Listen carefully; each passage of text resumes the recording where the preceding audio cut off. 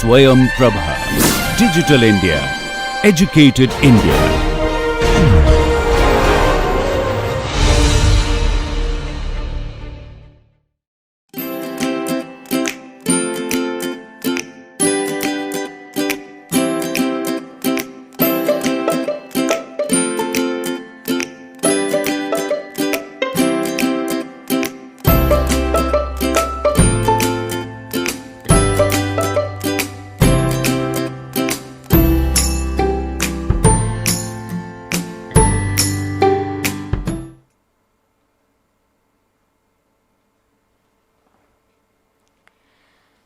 Welcome everyone to our online NPTEL course Environmental Chemistry and Microbiology.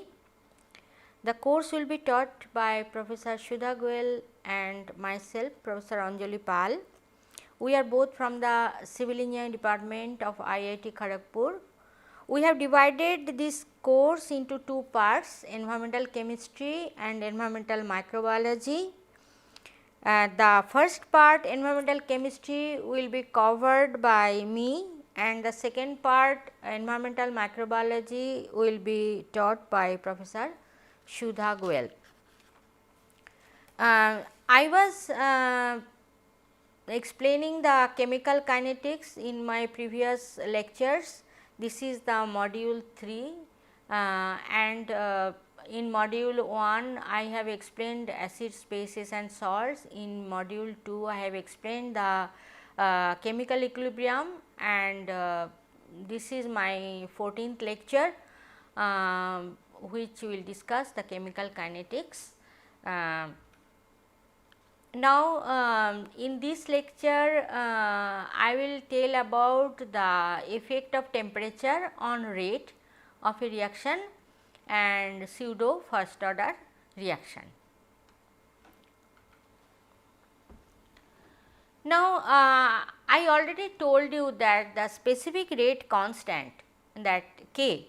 One thing I must tell you at this point, that equilibrium constant and specific rate constant, hope that you have already noticed that in chemical equilibrium, the K value, that is the equilibrium constant, I always expressed in terms of capital K, and in the rate expressions that specific rate constant I always written in terms of small k. Okay. So, in many books I have observed that this is not maintained, but this is a good practice, and it should be always maintained that for equilibrium constant we will use capital K, and for rate constant we will always use the small k term. Now, I already told you that the equilibrium constant and both equilibrium constant and the specific rate constant, they depend on temperature. So, how does it depend, means what is the effect of temperature on the rate of a reaction, that I will tell. Now, it is known that when some reaction goes on, the molecules has to collide with each other. Okay. In case of small molecules, say for example, the collision frequency, that means the number of collisions per unit time is very large. Okay. And if we think that the collisions, each collision will give rise to reaction, then it will not match. In many reactions we see the rate is much lower compared to the number of collisions per unit time. So, the question is coming that all collisions give rise to reaction or not, each collision will produce reaction or not. Okay. So, this is a question. No, it is not. All collisions do not give rise to reaction. Okay. Some reactions means some molecules. Another thing is important. The molecules to react or to give some product, okay, it needs some orientation, some specific orientation is needed. The collision should occur in some specific orientation. I am giving a simple example here. I have shown a simple example here. So, for example, NOCl. NOCl is decomposed to NO and Cl, Cl2. Okay. So, here we can see that if we write in this fashion, then we will see that there is the bond between nitrogen and chlorine. Okay. And the product, this is the chlorine bond. So, this bond has to be broken. Okay. And this bond between two chlorines, that is the bond should be created. Okay. If this has to happen, then how the collision should be? What means three dimensional, if we think that what is the orientation of collision? See here, it is the C, this is the chlorine. You think about this molecule just in this fashion. This is the chlorine, this is the nitrogen and this is the oxygen. This way, this is the chlorine and this is the nitrogen and this is the oxygen. Now, if they collide in this fashion, that means this chlorine atom is away from this molecule. Okay. If they collide, then reaction will not occur. Okay. Because chlorine bond formation is required to get the product. So, the orientation should be like this. Okay. And if this type of collision occurs, then chlorine bond formation will happen to give the chlorine and NO will be formed. So, we have seen that there is another factor, it is called steric factor. Is there any other factor? Even we can think that if the molecules collide in proper orientation, then also all collisions should not give rise to, may not give rise to product. Then what is the other factor?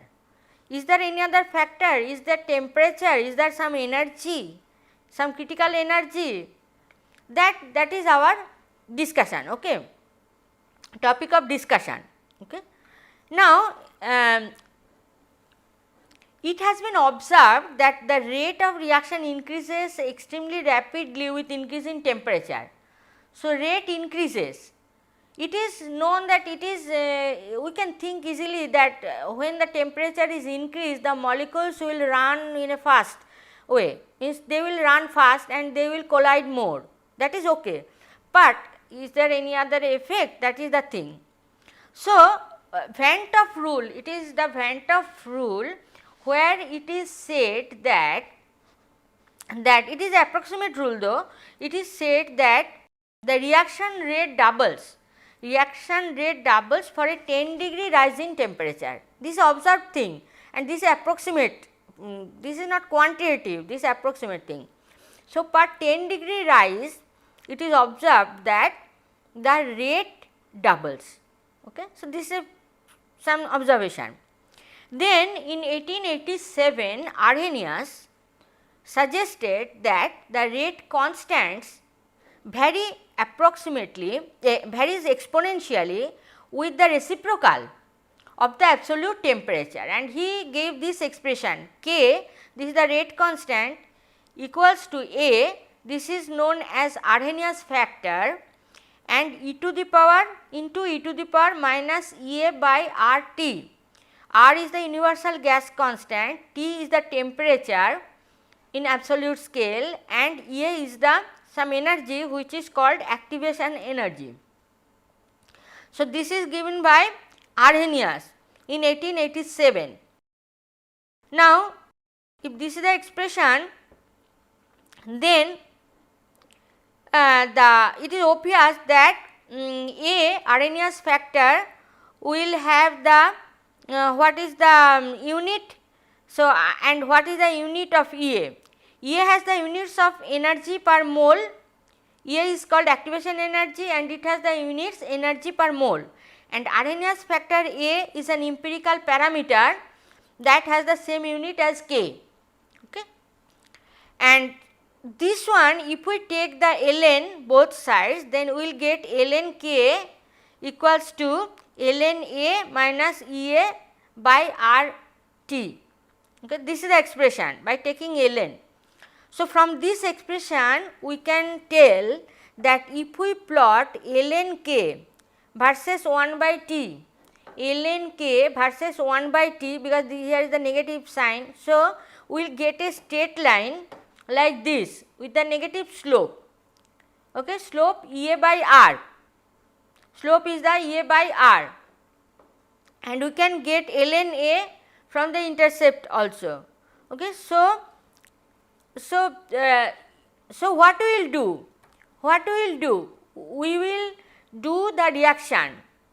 Same reaction we will do at different temperatures, say 4 or 5 different temperatures. We will do the same reaction and we will determine the K value. K, what is K? K is the rate constant. Okay, by now we know how to determine the rate constant. What is the what is the order of the reaction, how to determine the order, all those things we know. But then after determining the K, we can plot ln K versus 1 by T. So, we will get a straight line. From the straight line we will get the activation energy EA, okay, and also Arrhenius factor. So, this is a very good experiment to determine the activation energy. Okay, activation, what is activation energy?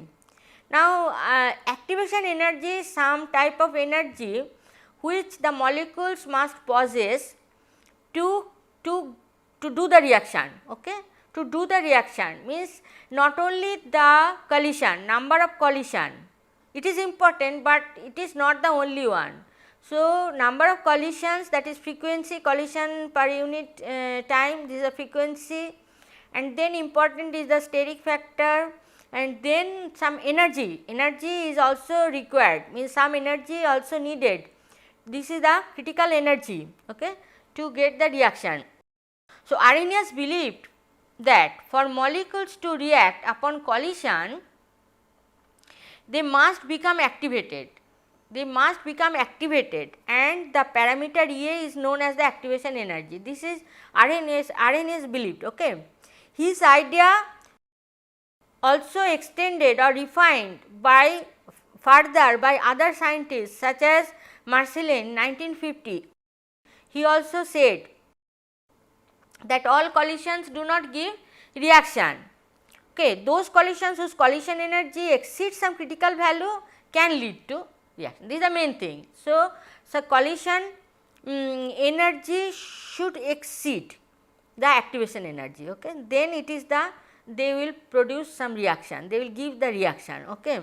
Now, here in the curve you can see, although here it should be little smooth, it is handwritten, so hand drawn, that is why. It is the Boltzmann-Maxwell distribution curve of the molecules. So, this is at T1, this is the distribution at T1 and this is the distribution at T2. Here it is spreading, this curve is spreading. Okay. And now, T1 is T2, this is T2, T2 is larger than T1. Okay. Now, this is the EA, say for example, this is the activation energy. So, what you see that in case of T1, the number of molecules that is possessing the kinetic energy higher than EA is much less. Number of molecules that is having higher energy than the EA is less compared to the number of molecules having the higher energy than the EA at T2. Okay. Here number of molecules are higher, that is why these molecules will give rise to give the reaction. Okay. So, reaction rate increases. Okay. Now, this is the some concept. Okay. Now, what is the pseudo first order reaction? You already know the first order reaction, but what is pseudo? Pseudo means false. We know pseudopod, pseudo means false. Now, pseudo first order means it is false first order. Okay.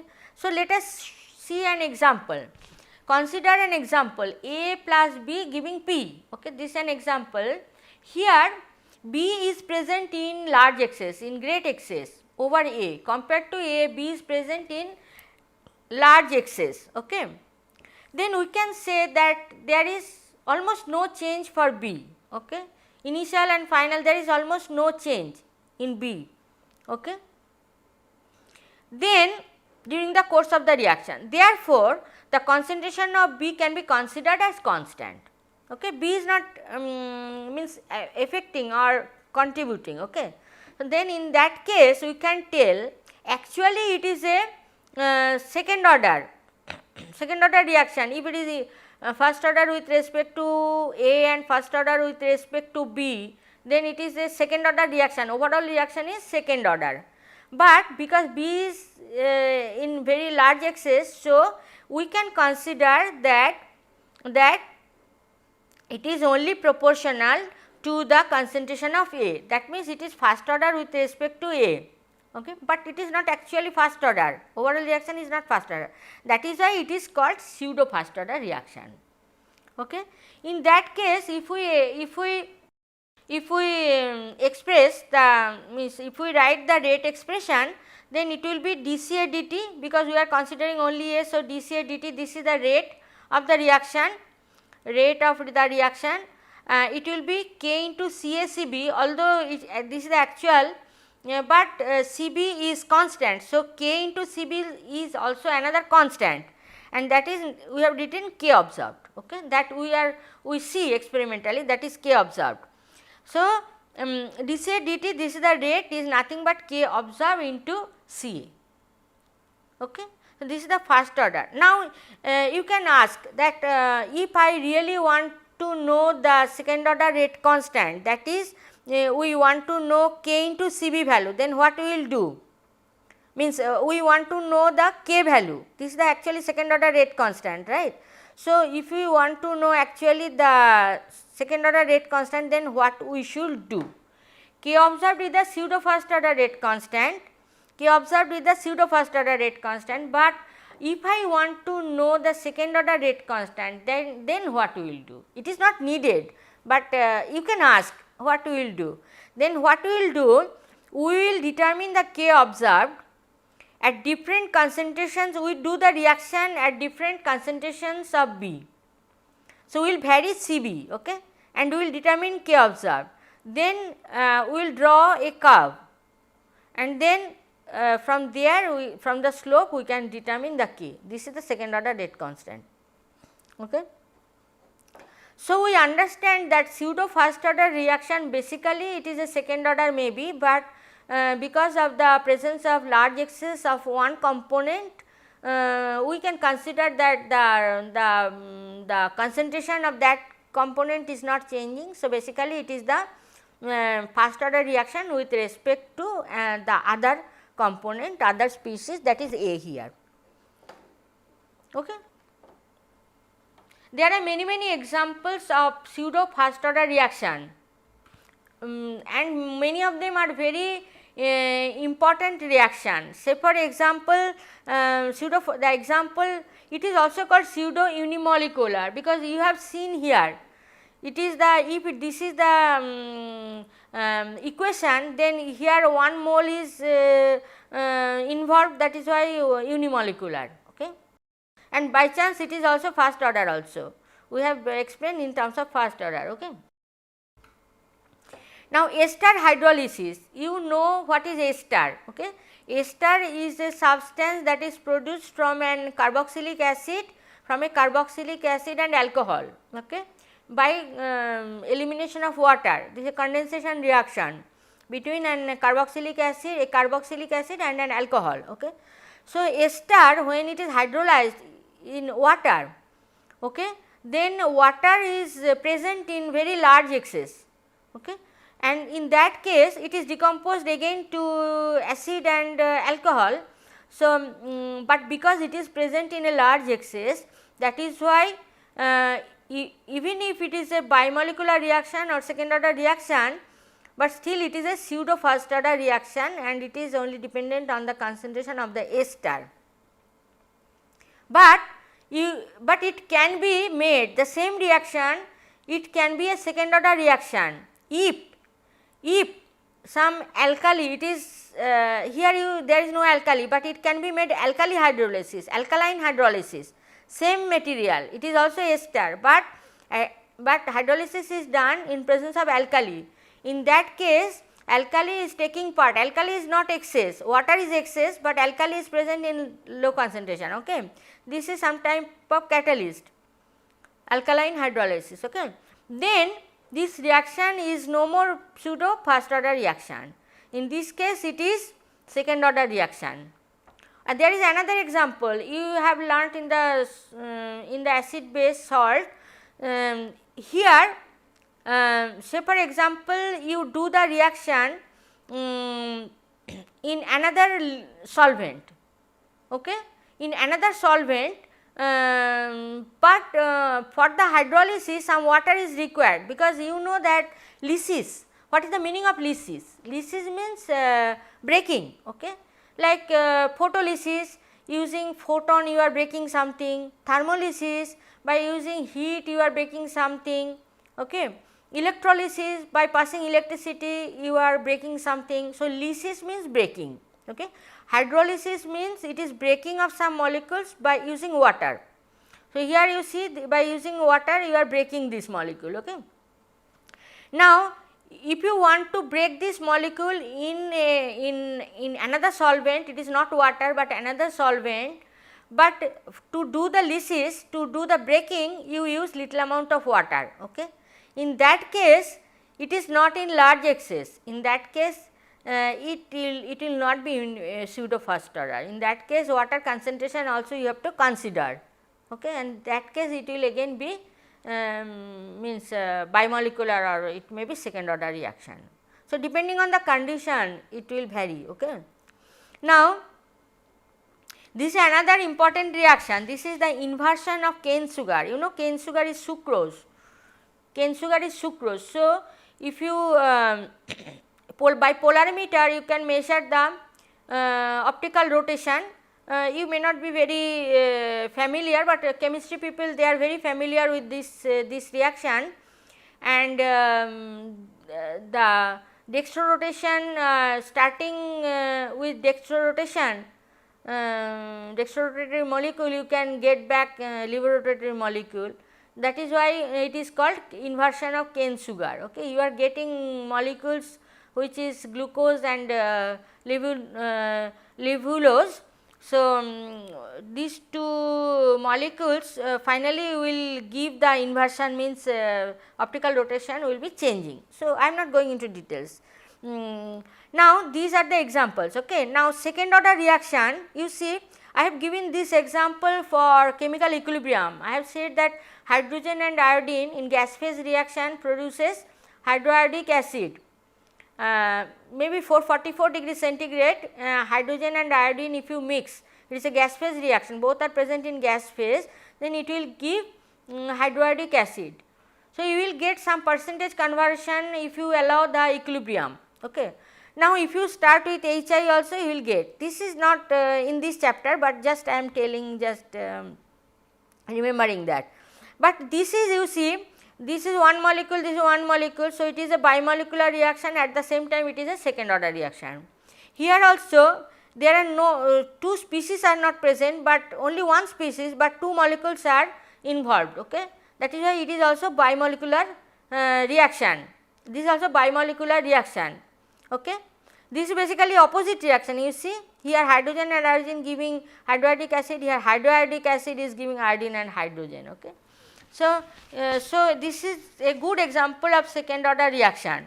Third order reaction is there, but not very common, but third order reaction, this is also this is an example of third order reaction, and this is also termolecular also, because 3 molecules are involved, 2 NO molecules, 1 Cl2 molecules, so termolecular. So, it is also third order reaction and termolecular reaction. So, there are many examples, only a few examples are shown. Now, for this type of means this, for this concepts you can get from same books that I mentioned in the earlier lectures, same books you can get, you can read more, okay. Thank you.